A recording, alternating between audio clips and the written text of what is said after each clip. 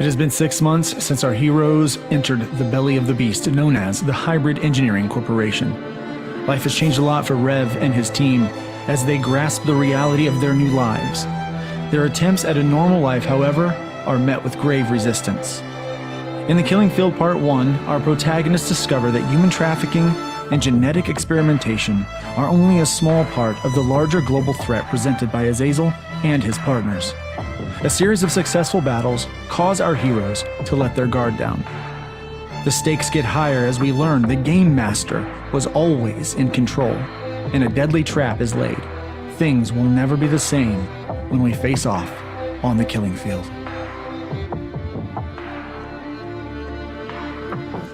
The Killing Field Part 1 is a 28-page, full-color, standard-sized comic book. All first-day backers will receive a free print. There will be a variety of covers and contribution levels. We also have a special story from writer Raj Mahan and artist Jim O'Reilly. The campaign will only be live for 28 days. There will be no extensions. International shipping will be offered, and all international packages will include a special bonus.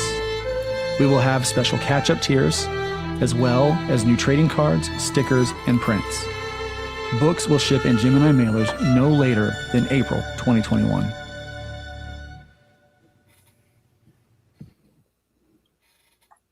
And that's officially live now on Indiegogo. We're here with Luke Stone. We're going to do a deep dive tonight.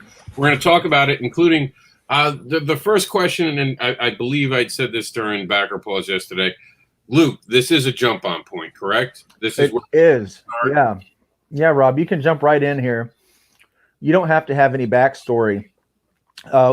We intentionally put in, me and my multiple personalities. We intentionally created this as an opportunity for people that if this is their first book that they get, they can learn what's happening. And then we even have like little note references that, if we do reference something that happened before, that you can jump right in. It was probably, it's been many, many years now, probably 15 or more years now, when I first got a hold of a comic book that I didn't really have a lot of backstory to. It wasn't a first issue. It wasn't even the first issue in the arc. It was, we were well into the story, and I noticed that as I was reading it, it would give me notation on what was going on. And if I wanted to go back and see that, it gave me issue numbers. And so that's what we did with this book, so that we could make sure that people could just grab this book and just start with the story right there if they needed to. And that's classic comic book storytelling right there, telling people, hey, there is a bigger world that you can jump into. It's not coming in the future. It's already done. Check these books out. So the bigger question then goes, okay, you're already funded. This is done. This is a done deal. You've made it. Yeah. Right? You're just trying to get people to jump on, right? This is more about, hey, why don't you give it a chance? I know that me and you've talked a lot about PDFs. You weren't a huge fan, but I assured you, PDFs are a great way to build a bigger fan base. It lets people test their toe. Well, and to your credit, said you do it for this one because this would be a jump-on issue. Well, I do PDFs a lot, and it's not that I don't like them, Rob. It's that I prefer people to get the physical comic because, I have a soft spot for floppies. But it's like the Stan Lee comment. Comics are like boobs. Everyone wants to grab them, touch them, and hold them.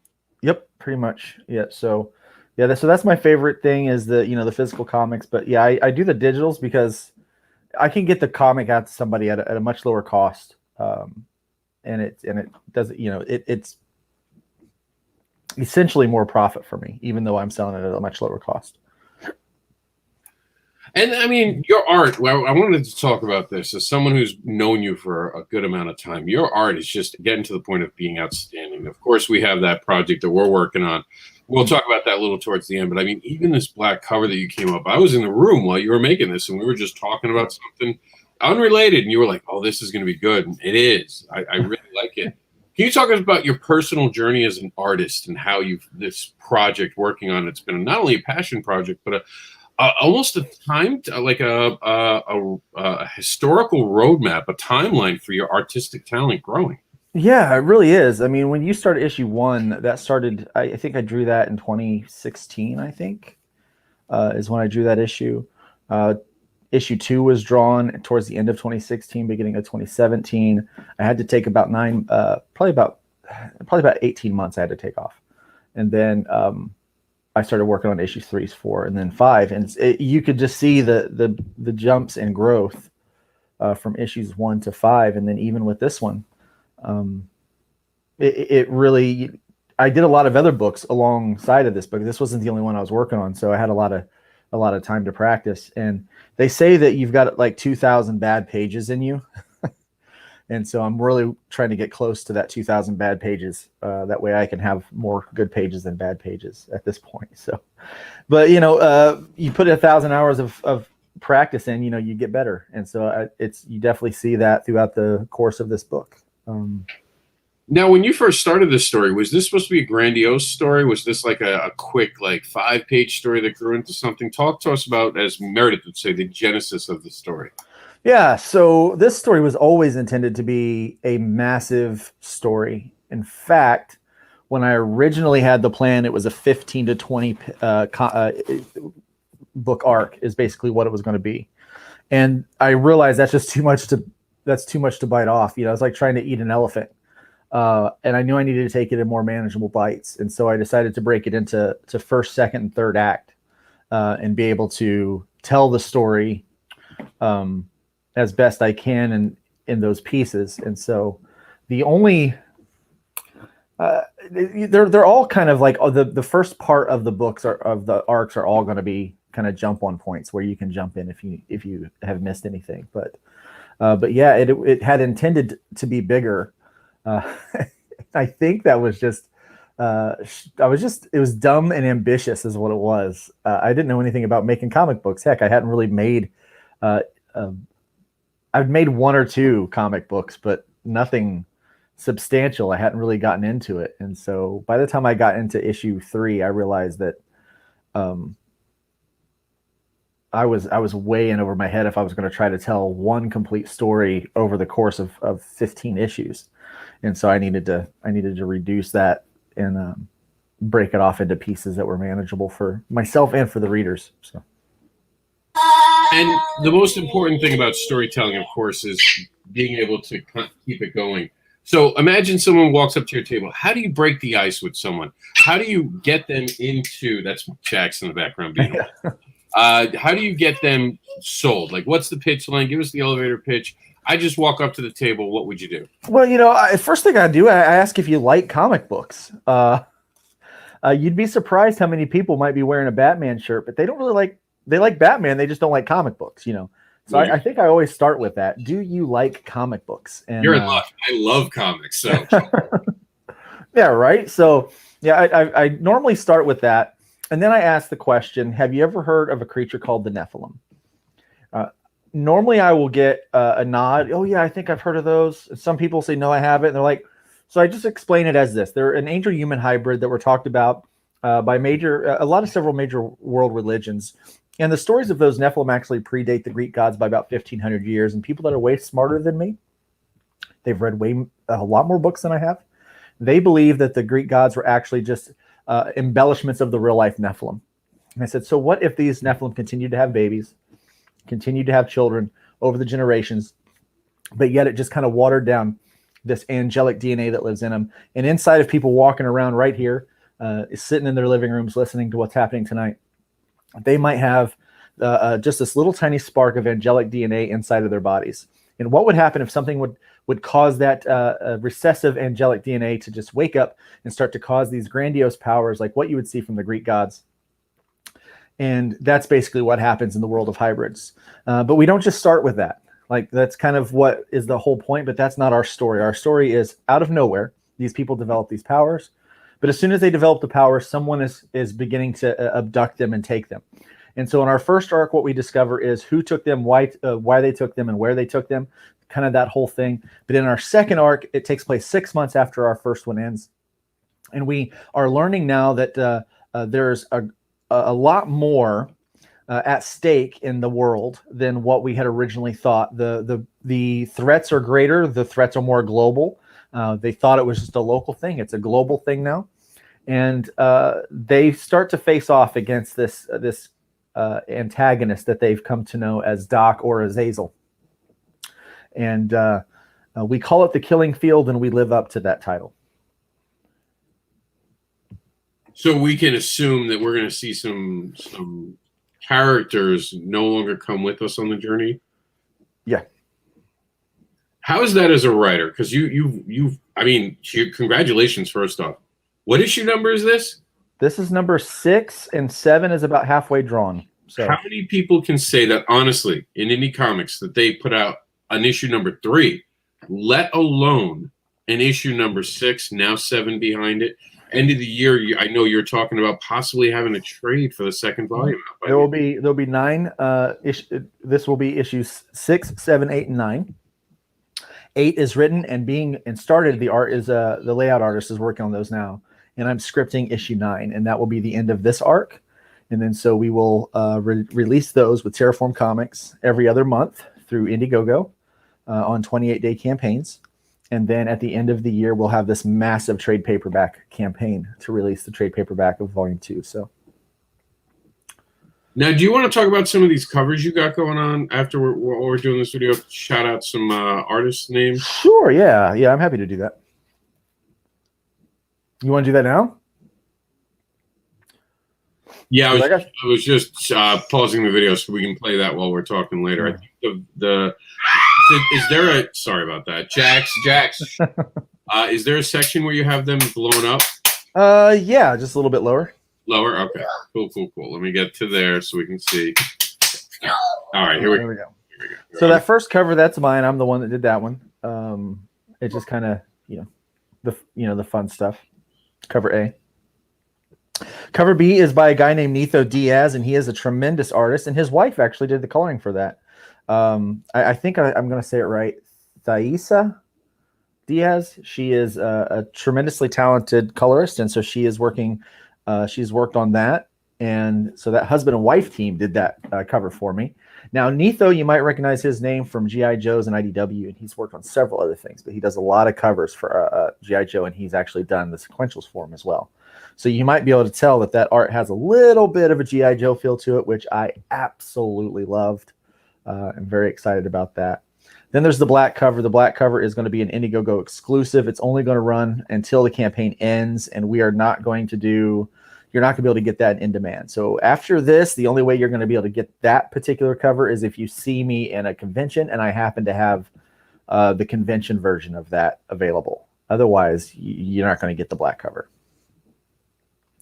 And right there, what we see is there's this guy named Raj Man, who's a great writer. He wrote this book called Mojo Rising. And so he and Jim O'Reilly teamed up to do a 2-page backup story, which is really good. It's one of the first times that I've actually said, okay, here's a character that has absolutely no backstory, and I'm going to give you free reign to do with whatever you want. And they did. And I was very happy and very impressed with what they did. So Jim O'Reilly's art is tremendous. There's no question to that. The colorist that we've been using, Patrick Gamba, who's been with me since issue 1, actually did the colors on that as well. He, I think, has done the best job of capturing the world of hybrids. When I started doing the art, I knew that I had a certain look and feel that I wanted, and a lot of it was going to come down to the colors. With the particular color palette that we use, the glows, the highlights, all of that kind of stuff. So this isn't the first time that someone else has drawn, not only drawn, but written your character. Meredith had a hand in it, I know, just during the trade. Were there any other people? And is that the plan, to kind of shop this out, make this a bigger universe? Yeah, it is absolutely. So yeah, Meredith Logren, she did a 2-page backup story, which kind of dives more into Rev's life and his kind of psyche, what's going on with him. Then we had Brian K. Morris contributed to that. Todd Oltmans contributed some stories, and so did Nicholas Mueller. They both contributed a bit into that. Eric Hawkins did some art for me. So we did a lot of 2-page backup stories for that, and these guys just did a tremendous job. Guys and gals did a tremendous job on that. So very, very happy about that. But yeah,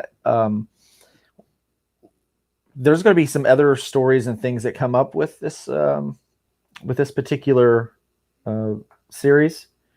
And eventually, as soon as I get done with the last arc, I'm probably going to hand off the story writing and the art to somebody else so that the series can continue. But I'll move on to crazier things, I think.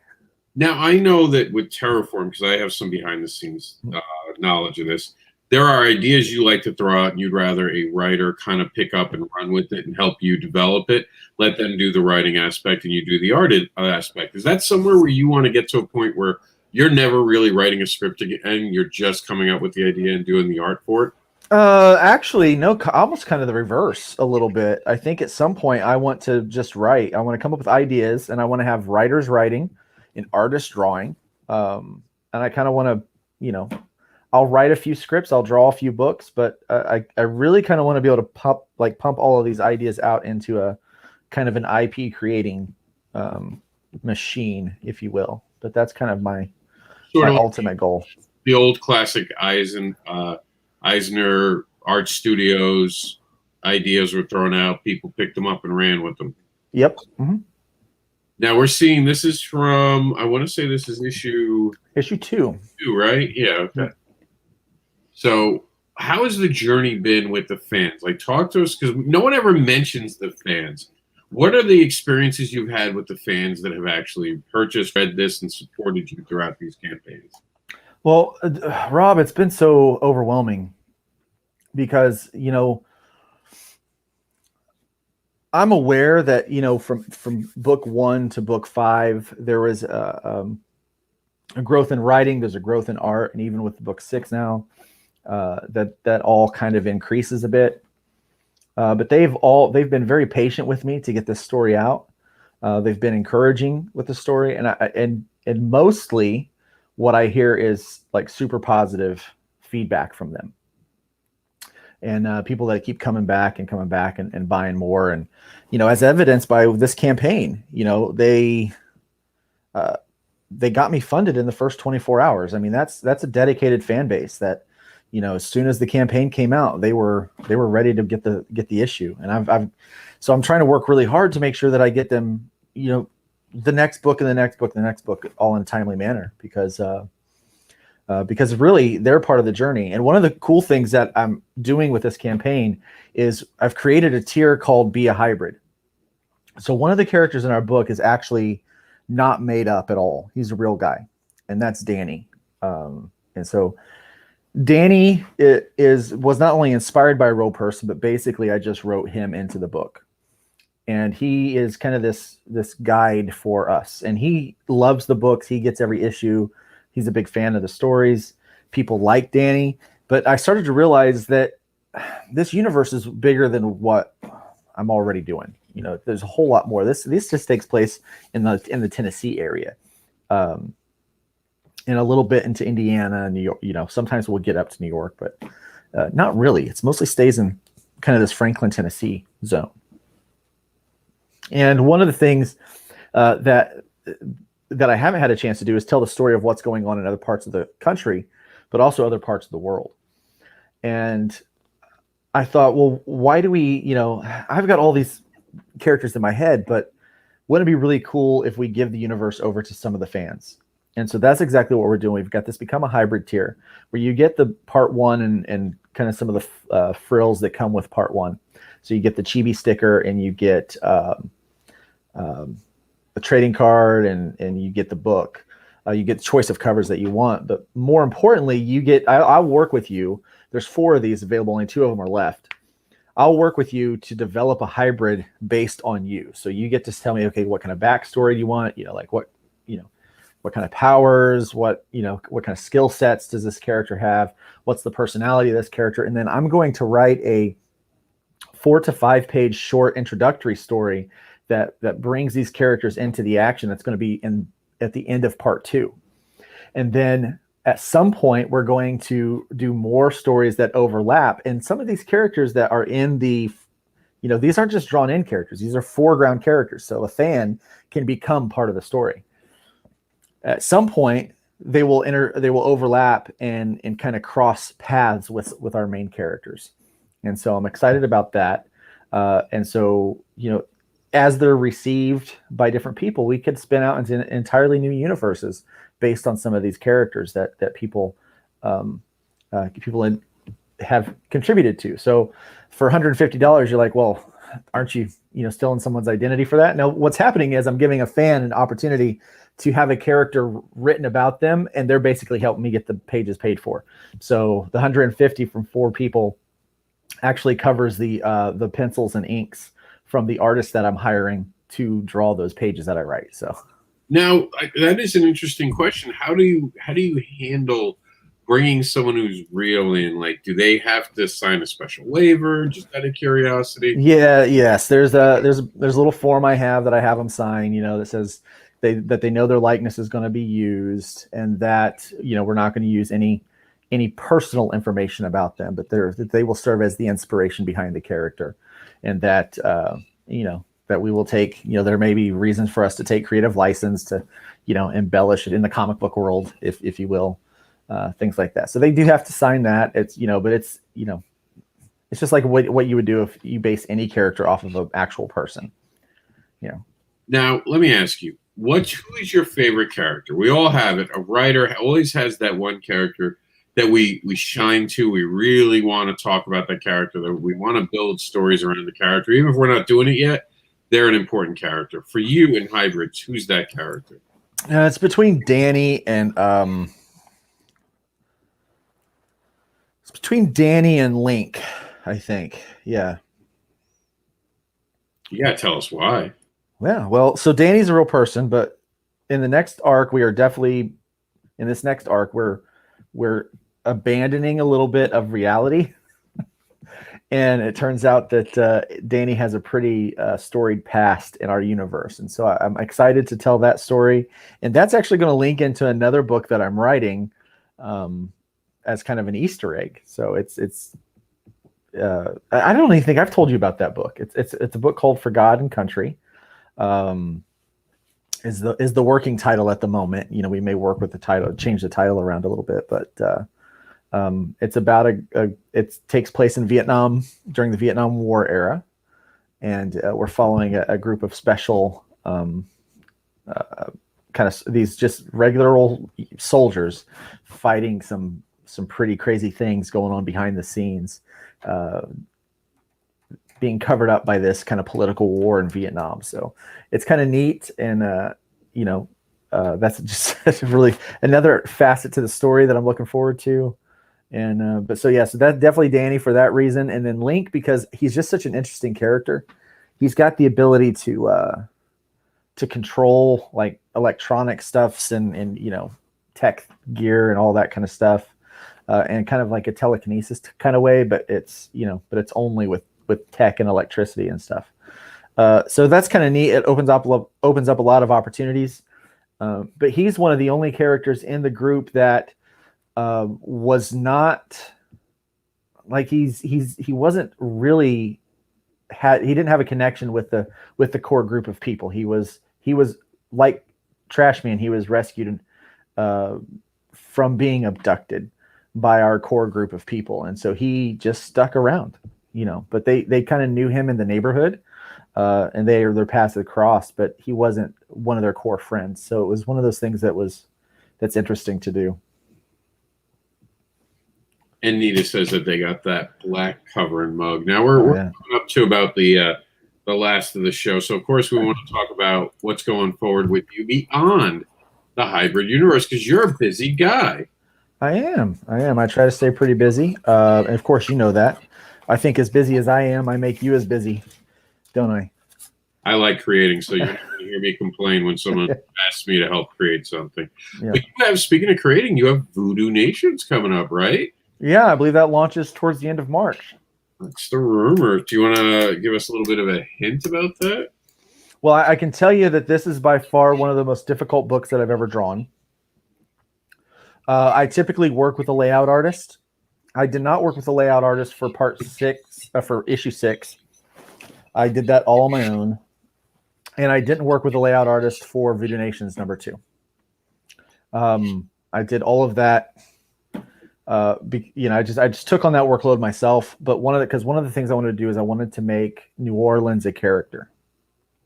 And so we certainly work our butts off doing that. So as far as background, landscape, character, action. This book really kind of steps it up from the first issue, and created a real challenge for me. All right, and that's not the only new series that you've been part of now. You're also part of the Continuum. Yeah, and so Continuum's coming out, man. You and I work on a book. Mm-hmm. So the wolf will be introduced in Enter the Continuum, and this is a fun one. Well, I can talk about that. I love the fact that how quickly you were. I just pitched it to you, and you were like, "I need to draw that." Like you were just drawn to it because I think you felt the positivity behind it. Because what it is, it's really a story about a couple that they've been divorced and now they have to protect this city, and it's this huge metaphor for couples going through a divorce, the world that we live in, that even kids. We talked about this. We wanted to keep the language so a teenager could read this and feel it. Because I remember being a kid feeling so ostracized and finding relief in the X-Men because they were freaks. And I felt like, and we wanted that. We wanted someone, because you don't see this. You don't see divorce. Like someone gets divorced and that's it. They just either are okay with it suddenly or they're off the team with each other and they barely run into each other. We wanted to force the scenario where you have to work together, because when you have a kid, you have to work together. That's the reality of the situation. It really is. And knowing that we were going for kind of a teen aspect, I kind of softened some of the edges a little bit on the art too. Mm-hmm. Just for fun, kind of make this a little more of a kind of a crazy universe, that superheroes exist and they all work. They're all assigned, and the cities are what they are. And so I had a lot of fun. Playing with it. Now, not only this, but you are of course part of Terraform. So by default, you've brought together, with all of us working hand in hand, Dawn of the Dead to be part of this. We also have Austin Janowski is a tremendous creator. Yep. IMBD sheet, just absolutely great person. We got to work with Eric Hodson on the colors for this book. Yep. Did a great job. Really captured the kind of the feel and of what this universe. I think what you wrote. I think it fits. And I'm not lettering this. I've had some people ask me because they've seen a lettered page, and we're in the middle of finishing up the book, so everything's lettered. We might make a few changes here and there, but it's a lettered book. But it's not my lettering, for the record. Who is that letterer? Because people that's Nikki Powers, and so Nikki had worked on hybrids before, and I lately I've just been pushing, because I'm so busy with art. I don't do any lettering anymore. I've been pushing all of my letters over there. She does such a great job, and she's fast. She's efficient. She does a little bit of editing on her own, and so she does a great job with that. And so I asked if we could bring her on this project, and you said yes, and I think she did a good job. Well, Continuum is also great because we want a bigger alumni. We want to bring people in. We want to get out of the comfort zone. And I'll be honest, I've never wanted to be a professional letterer. I learned the skill. I have the skill. I can use it when it's necessary. But I would certainly rather and I've said this on other shows. Luke said the nicest thing everyone has ever said to me as a creator. He said, I don't want you worrying about things like lettering. I want you to worry about writing. I want you to be in a room being able to write, not worry about these other things. Like, that's the goal. And that's where I want to be. I want to be in the room where the writing happens. I mean, Hamilton wanted to be in the room where everything happened. Writer, that's it. That's the room. Not worrying about lettering. Fighting with other writers about what would be a best for the story, and just putting out quality content. The truth is, quality letter. There's a lot of good quality letterers out there. And that's what they do, and that's what they want to do. I'd much rather use a letterer to letter a book and use the writers to write.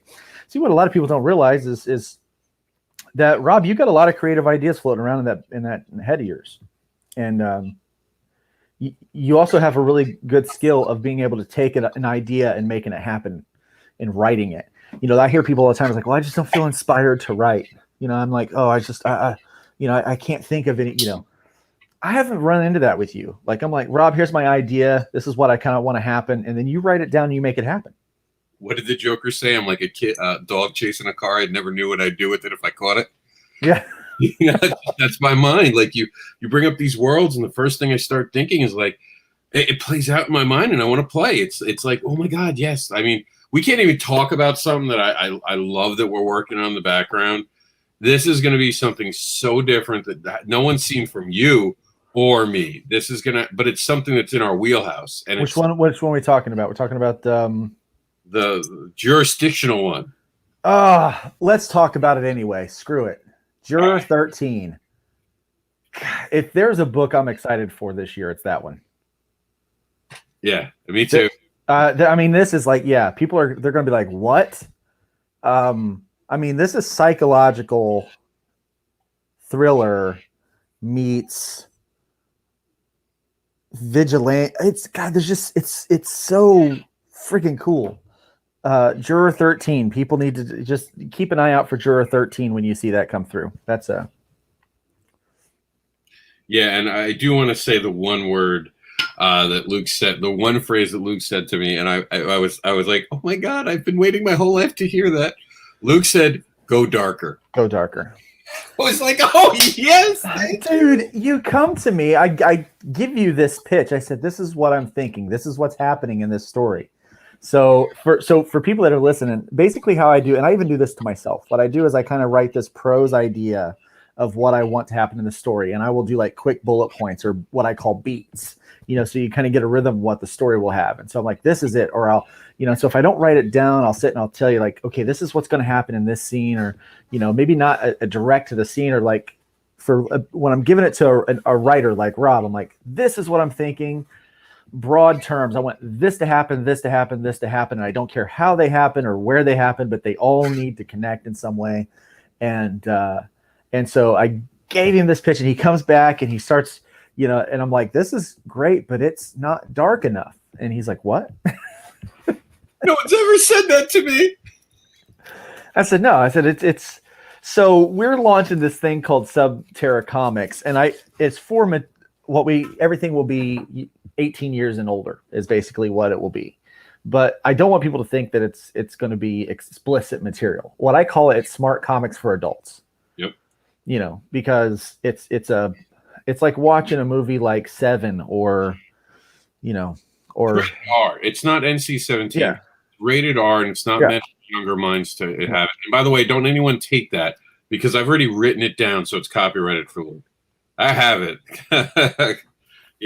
That's a great pitch line for what Subterra is, and nothing but credit to Luke for looking at it that way, because it is.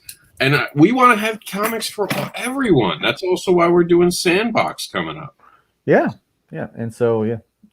But yeah, when we pitched Juror 13, I was like, I said it needs to be darker. And words I've been waiting my life for. I was like, we're dealing with some dark themes here. We can't sugarcoat this thing. Let's it's not going to have a lot of explicit language or content in there. It's going to have a lot of violence. There's a lot of violence.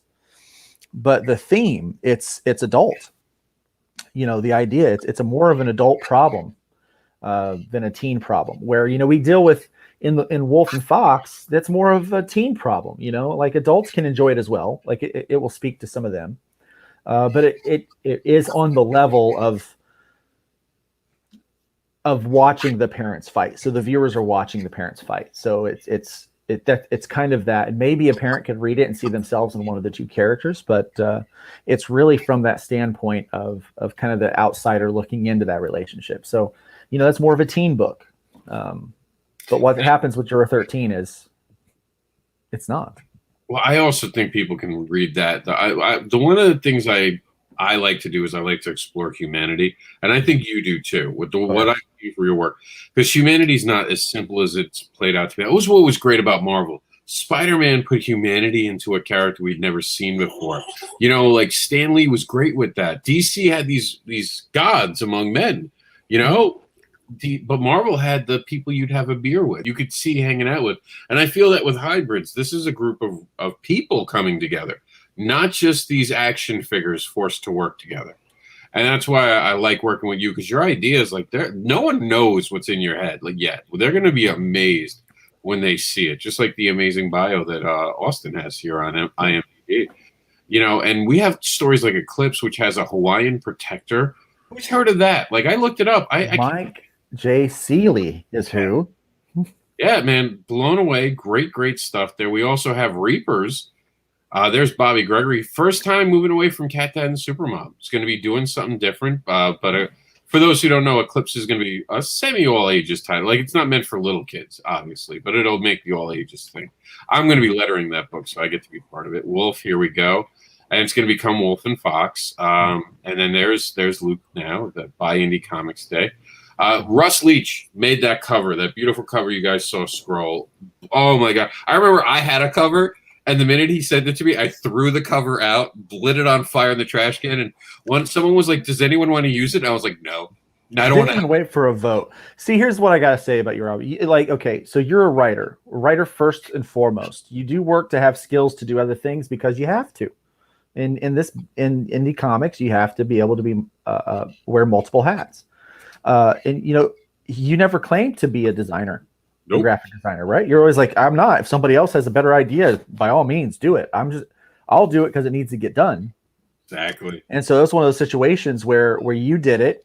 I'm an artist, but I'm not really. I have done graphic design, but when it comes to like those collage covers, I too get in ruts. I'm like, I've got so much other stuff I'm thinking about to sit and think about that design for a little bit is not really kind of in my abilities at the moment. And I'm like, and even when we were looking at that cover, like we all, and I think even you were like, you said something like, it's not quite right, but I don't know how to fix it. It's what, like you said, this is where my skill ends. I've taken everything I have.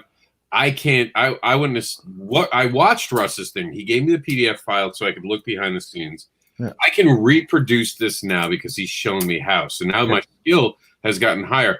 A million years would have never thought of using this. I call it the Infinity Gauntlet cover because we have like the Infinity Gauntlet gems that they have. Amazing, beautiful idea. Just blown away by it. Yeah, but as soon as Russ was like, hey, I think I could take a crack at that. I think I can make it look pretty good. And you're like, by all means, go for it. And then when it came through, you were the first one to throw out that cover. And I think other people were like, well, maybe we can use it. And I don't know if it was, because we'd used the image so much already or it was like, Rob worked so hard on it or whatever. But you were like, I'm okay with throwing that one out and let's use this as the main cover. And I don't think you barely waited for a vote. I deleted the files before people were getting votes. I'm like, there's no way we're putting this out now. You don't go backwards. No. And I do that to people when something better comes up, you shut your mouth, you get out of the way, and you get on board. When a professional artist says, hey, can I take a crack at your cover? If you're stupid enough to say no, you don't belong in the industry. No, or absolutely. You need to have a sit down with someone who's at a higher level than you in the industry, meaning experience-wise, because they'll tell you, you shut your mouth and you give everyone the opportunity. Look what Russ made. Hey, dude, he did an amazing job. And Russ is such a talented guy. People don't even realize how talented he is. And I think they see it on the surface, but what he's accomplished in his lifetime, most people would be like, hey, look what I've done. And they'll stop. But he's not stopping. He keeps moving forward. And, he's an inspiration not only to people that are trying to do this, but his talent, is just it's very clearly on display with everything he does. Even when it's like he just designed, and he didn't take long to do that either, did he? This was 24 hours. Yeah. I didn't even tell anyone in the room it was happening. I was so excited. I wanted it to be the Friday surprise where everyone opened up their messenger. I got it at 4 a.m. Woke up at 4 a.m. to set everything up. So when I woke back up at 7, I could share this group because it was so freaking amazing. For those who don't know, Russ is across the pond. So 4 a.m. to me, he's already at 10 a.m. So he's at the desk already been working a couple hours, sent this over. Blown away. I was like, oh my God, that is so beautiful. We had to make a couple quick changes at 4 a.m. That's why I woke up. So we could fix one or two things that I gave a new image. Beautiful stuff. Blown away. And like Luke says, man, you shut your mouth, you get out of the way, and you let what's better go through. Yeah. We have 2 new creators joining us on this book. We have Seeley, who's never released anything yet. He's brand new artist to comics. He's done like work with Star Wars as like splash page stuff and pinup stuff, but never did sequentials. Yep. First time sequentials with Eclipse. Beautiful, beautiful work. And then on top of it, we have Michael C. Lanning, who has never had a release. This is his first release. Meredith, too. Meredith's technical first release on an original property now comes from this. And she has more stuff coming in the background. This is just... Lanning works with Silverline, doesn't he? But he hasn't had anything released. We're actually beating them to the punch, which is amazing for us. He's so talented. He will have something in Silverline, I think, a month from now, but being able to be first with him in the continuum, that's what the continuum is about. It's about being energetic, showing quality creators, continuing to pass the torch down. We said it, Terraform wants to be the bridge between amateur, professional that walk back and forth, not just one way. Everyone's always welcome here at Terraform, especially. So no question that Meredith is talented. She wrote 2 amazing pages that made it into as a backup to the hybrids trade. Michael Lanning, absolutely amazing. I want to talk about Seeley for a moment. So Seeley has a great resume.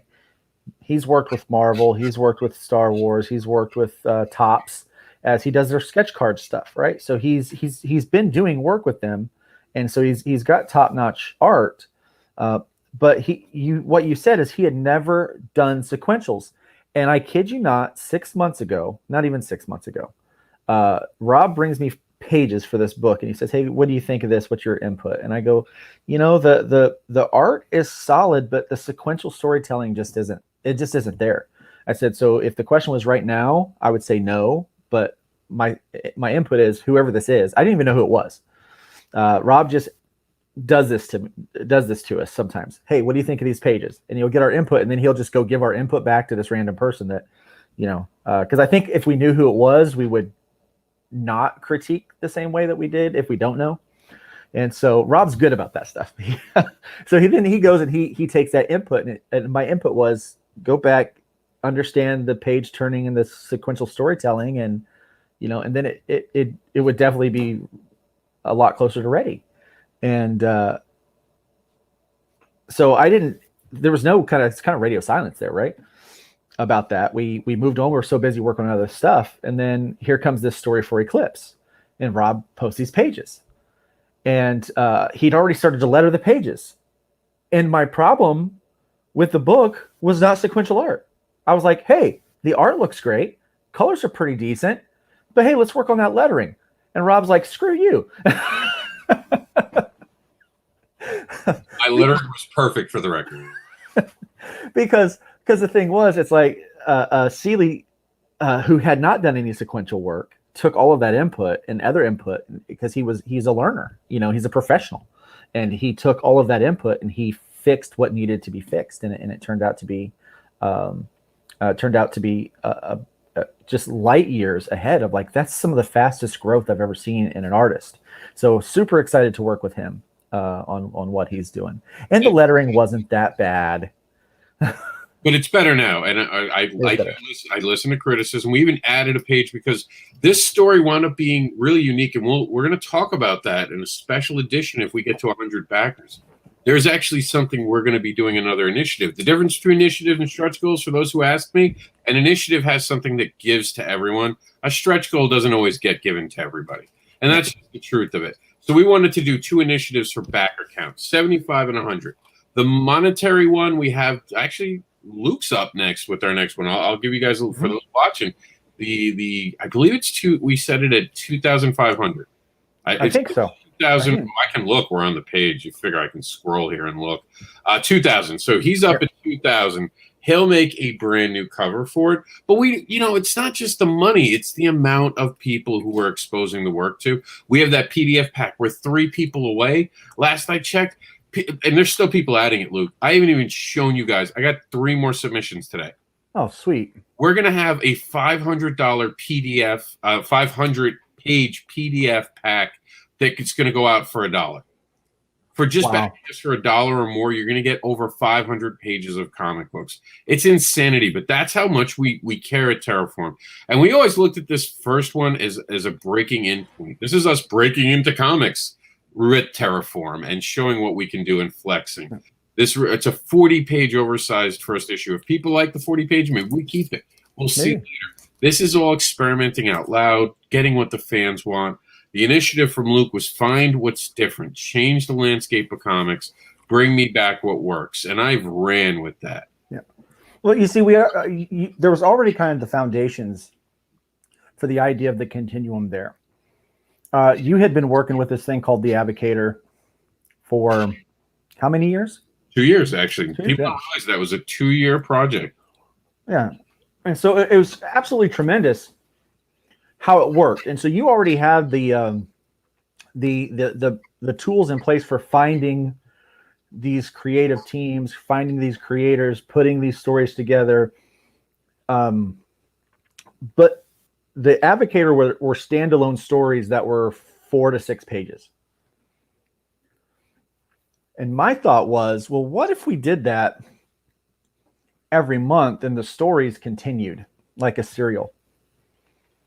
So every other month, the customer could buy a book that has these stories in there. And then next month, they're going to get part 2 or part 3 or whatever of the story of some of those stories. And then maybe they'll get a new one. Like say for instance, the creators, maybe they hit a hitch in their life. Somebody got sick, somebody lost a job. They're not able to produce the next so many pages of that story. So all's not lost. We can keep making the book. We just throw another creator with their pages in there. We've got people in the wing ready to go so that we've got month after month after month, more books coming out, and the stories are continuing, and customers can be able to pick up a book and be introduced to these amazing, wonderful new universes, this escapist type entertainment, which we so desperately need. And they can get more of it at a faster pace. And that was my challenge. I said, let's do that. I kind of feel like that would change a little bit of how we do things. Because currently how we do things is, Rob, you write a book, I write a book. We spend however long it takes to make that 24 to 32 page book, sometimes more, 40. And we have to pay for most of that up front. And then we run a campaign, and we pray to God that we can get enough people to support that thing so we can print it and get it out after we've put all the money into it. And I rely on you to help promote my book, and you rely on me to help promote your book. But, the easiest thing to do is if we just take our book and we make our book 2 books, we just share them, we smash them together. And then our audience supports both of our books. And so by default, everybody is really, truly, it's like this socialist utopia of comic books. Don't tell anyone I said that, really, but. I don't know if I'd go with socialist, but I get I definitely get what you mean. And the exciting thing about this is we also can use this as a testing board to see what characters get picked up. Oh yeah. This is a great way to feel what the audience likes, because they can help us along the way. And we can adjust. Because instead of waiting, like you said, to get a full comic book done, and you could do them real quick. Most artists can't most artists can't go as quick as that. They take a little longer. So now they can get these little stories in here, build the audience, and then launch an issue down the road. Yeah, Brian K. Morris and I were talking about this very thing last night. They were saying, well, what's a reasonable number of comic books to draw in a year? And someone says 2 or 3. And he said somebody got indignant by someone suggesting that you could get 2 or 3 books done a year. And I just had this little sheepish smile because I've already drawn 2. I'm almost done with my 3rd. And I've got 4 more that I'm going to do before probably September, at least, if not more. And I'm like, and it's not that I'm special. It's just I have no excitement in my life. I'm incredibly boring. So I sit and draw. I'll say this: Jack Kirby would turn in his grave to hear 2 or 3. I mean, he would. Oh, he's about to haunt whoever said that. I'm just saying. But Jack Kirby literally drew 2 or 3 a month. 2 or 3 on lunch break. Like the things. Not quite that fast, but no, he was kidding around aside. He would. You're right. He could do up to, I think there was 7 books a month. He would do on an average day 9 pages a day. Yeah, insanity. And now we have these artists who are like, I can do 1 in about 3 days. And a lot of them aren't even like not picking on artists, but a lot of them aren't coloring it, inking it, or doing any of that. And they're taking 3 days, and then they're wondering why they go up to the big leagues Marvel, DC, and then they're getting let go because they can't keep up with deadlines. When you're an indie, start working hard, fast, and learn the craft now, guys. To be fair, Jack didn't ink. He only penciled. Okay. Yeah, he did only well, he could ink, but he didn't like it. Yeah, and he was faster at doing the pencils. Let somebody else ink. There were certain people he hated inking his work, but other people did really good. So, but those inkers had to try to keep up too. Like he would outwork the inkers in all cases. And so if you're penciling and inking like I am, I try to have an average of nine pages a week. I was really excited when I got to 5. But I've been able to, I think I've been down for about a week and a half because of an injury. And so I haven't been able to draw, but prior to that, the week before that, I did 13 pages and I was like, that's insane. I felt like Flash. Well, yeah. We do want everyone to know about the hybrids because we're running out. We're actually over where we wanted to be. Oh yeah. But really quickly, the first video, the one we showed to open the show, I'm going to play it one more time. Then we're going to play the video that you actually used for the main body of your thing, and we're going to quickly talk about it, and then we're going to send everyone on their way to go back hybrids because time is running out, and then go look at the Enter the Continuum, even for $1. We're talking about getting up to almost 500 pages that you could get for $1. But first, let's focus in on hybrids. That's why we're here tonight. So this is hybrids.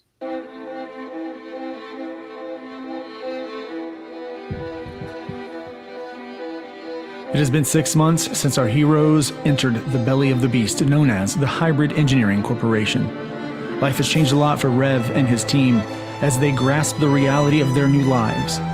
Their attempts at a normal life, however, are met with grave resistance. In The Killing Field Part 1, our protagonists discover that human trafficking and genetic experimentation are only a small part of the larger global threat presented by Azazel and his partners. A series of successful battles cause our heroes to let their guard down.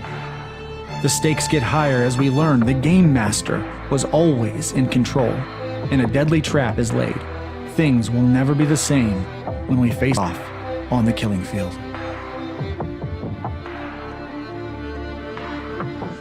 The Killing Field Part 1 is a 28-page, full-color, standard-sized comic book. All first-day backers will receive a free print. There will be a variety of covers and contribution levels. We also have a special story from writer Raj Mahan and artist Jim O'Reilly. The campaign will only be live for 28 days. There will be no extensions. International shipping will be offered, and all international packages will include a special bonus. We will have special catch-up tiers, as well as new trading cards, stickers, and prints. Books will ship in Gemini mailers no later than April 2021.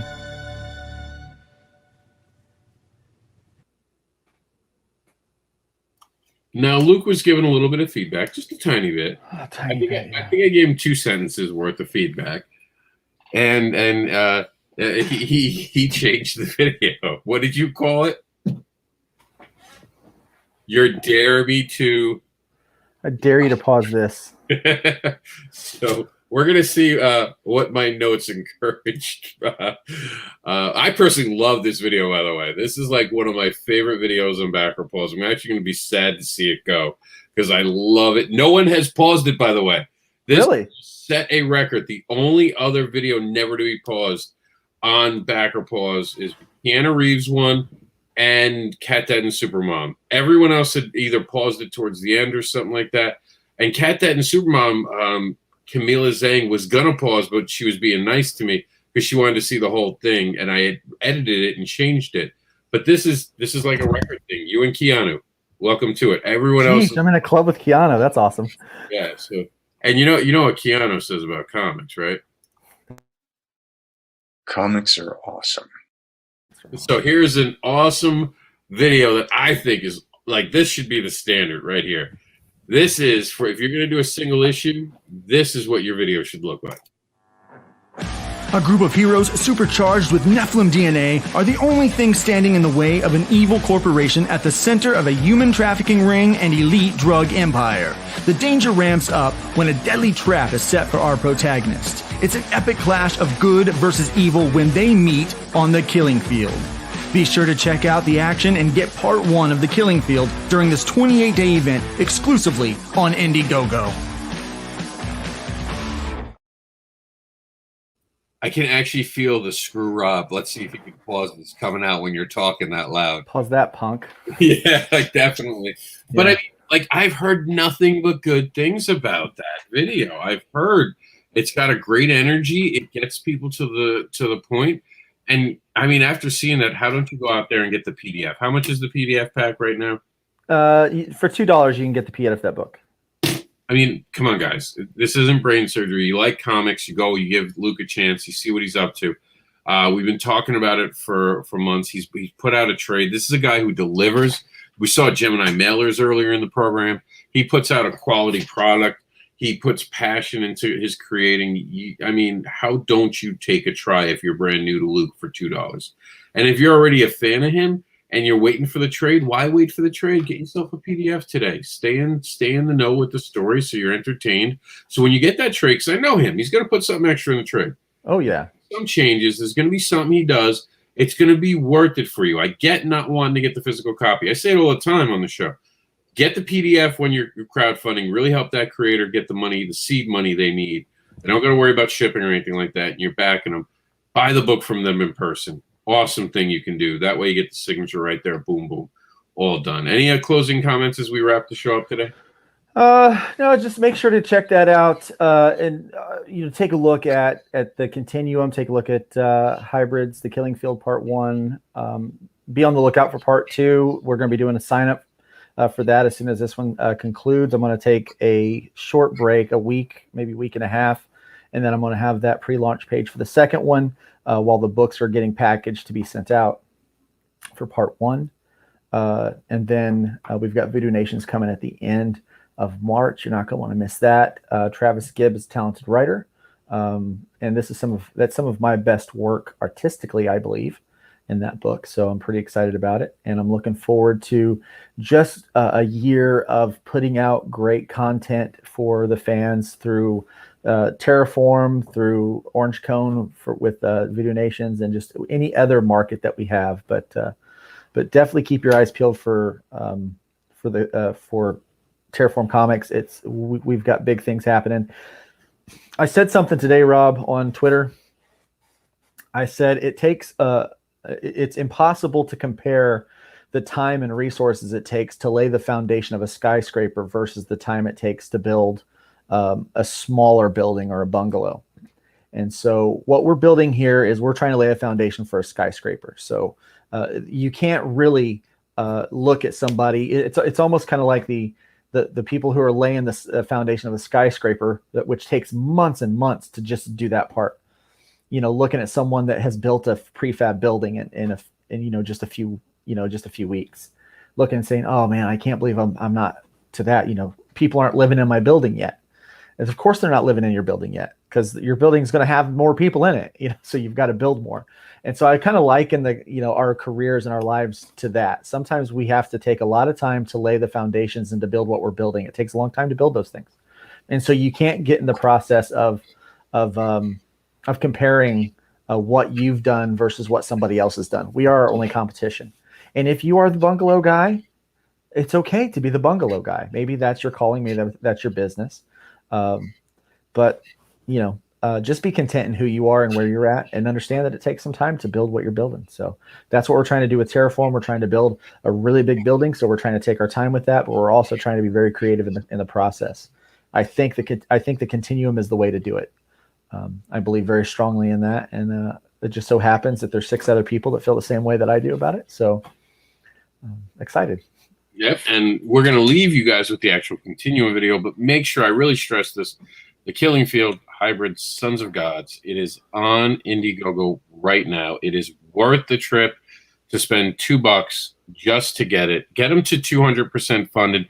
Get them 100 backers. 3 days left, $2 initiative. That's the way to go. This is Continuum. Thank you for sitting down and doing a deep dive with me into hybrids tonight, Luke. Hey, man, it's no problem. It's been fun. All right, this is the Continuum. Changing the landscape of comics, one story at a time. Enter the Continuum. A library for independent creation is born. This isn't an anthology. Each issue of the Continuum is a variety pack of tales from all over the world. This is a mission to create an ongoing series that introduces you to creators and their works from across the globe. This is advocating in comic book form, created to entertain fans and showcase the power of creation. Don't you dare call this an anthology. This is the Continuum. Featured in this 40-page first issue of the Continuum. Are you ready to enter the Continuum? Well, if you are, here's what's ahead for you. Reapers by C. Michael Lanning and Meredith Logren. When spirits can be harvested and sold for energy, the ragtops must navigate psychic vampires, alien reverends, and other money-hungry groups to reap that sweet, sweet spiritual gold. The beginning of Wolf and Fox, it all starts here. From Luke Stone, Rob Anderson, a newly divorced heroic duo must come to grips with the end of their relationship while trying to find a way to work together to protect the city they both love. From Mike Seeley and Bobby Gregory, The Eclipse. After a tragic event on one of the Hawaiian Islands, Eclipse heroism is called into question and becomes a person of interest of a fixer employed by the U.S. government. The story of Eclipse is a catalyst to introduce a universe unknown till now to evoke your fandom. Dawn of the Dead by Austin and Company. Dawn has special psychic abilities and her nightmares are wreaking havoc on the world. Now she has been kidnapped by a nefarious group who wants to tap into her nightmares. They will soon find out that her deepest, darkest fears are raising the dead. And finally, Only Death Can Save Us. That's right, from Russ Leach and Company. Only Death Can Save Us is a Bronze Age-inspired cosmic fantasy romp, and you'll get the first 8 pages of this epic within the Continuum. If Twilight Zone, Outer Limits, and Hitchcock Presents were working together and was a comic book series,